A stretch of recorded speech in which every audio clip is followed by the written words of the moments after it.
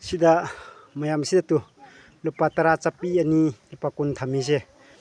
sise kai da ma thamo thambano hai matam da ko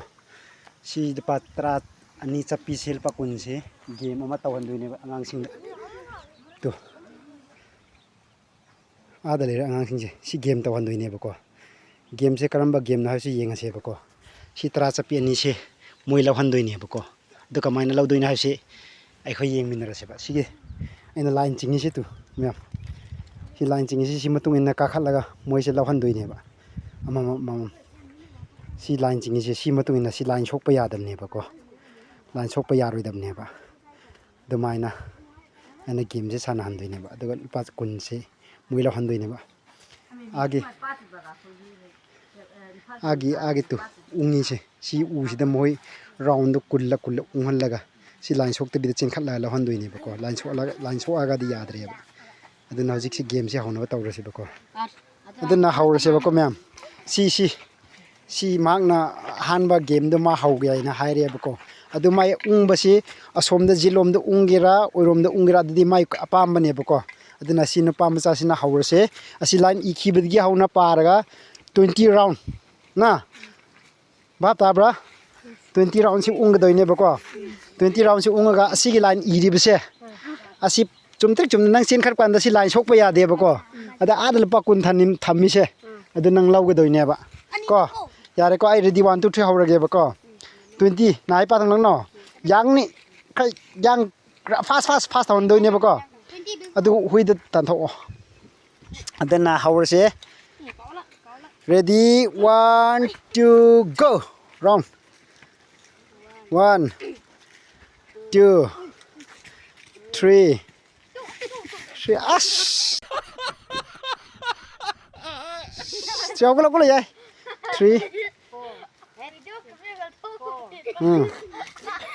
5 6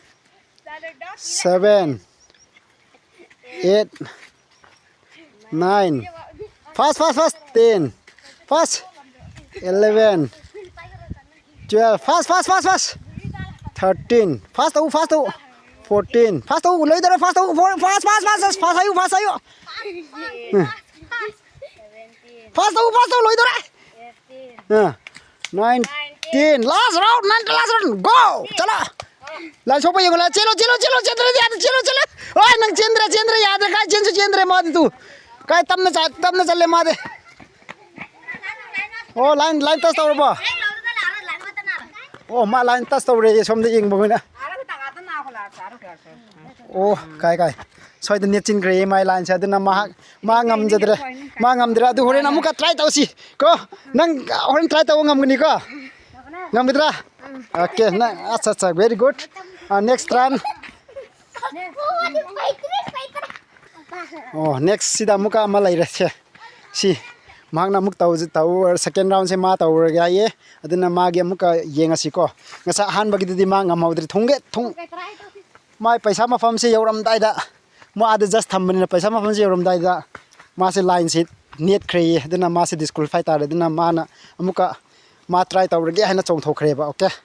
senang karom da asom da ung deira asom da okay ma se sumai tar de left lom da ung do male aduna right lom da ung gi dawre aduna ma se um ga yenga si ko nang ung gan da noi ung gan da fast taw ba ko so ready 1 2 go pau masing po 1 4 5 6 8 9 10 fast 11 fast ma fast over fast yaudare ne go re na adu yadre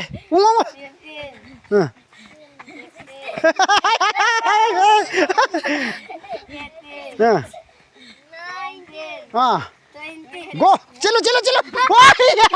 ye chura चला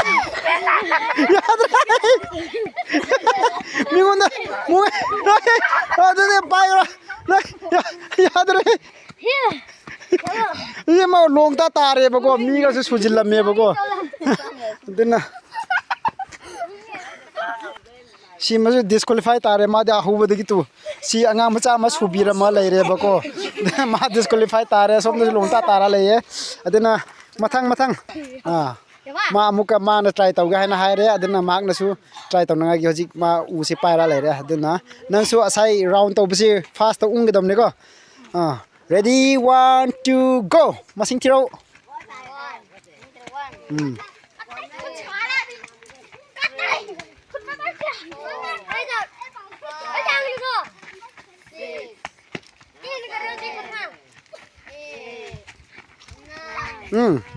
Phajana unge sidi phajana unge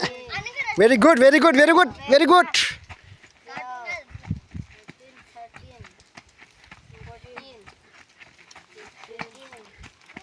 very good yaudare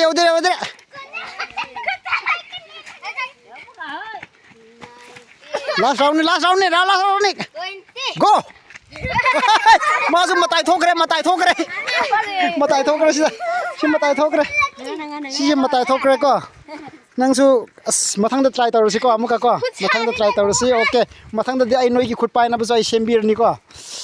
mai khut chaya na hai re dena next mak na amuka ma try taw ge na hai re ko okay masing thiro ko monilo masing thiro ko ready 1 2 go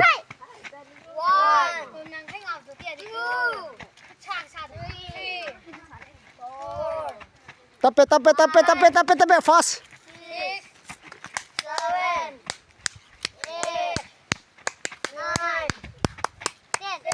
Tape round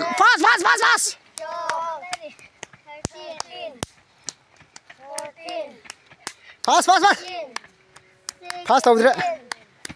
noi just tau ro ko ma line ni net pa just tau ro ko fast go line net pa yengo net mane terba acha congratulations very good sigi angang basina mark sina ngasai gi game do ma round kun mak ol laga adena aduga ma sida chingkhal laga moi just sing na mayam yengan da line si soktre hai bai mangon da price si ma na phangjare aduna mathang gi item da su ay ja item da aina dum phaba block tai hapchara ke angang sing gi game mathang aina hapchara ge aduna si red color hapasina mangna kadai nang paisa du lo tu mana part 20 se mana phangjare aduna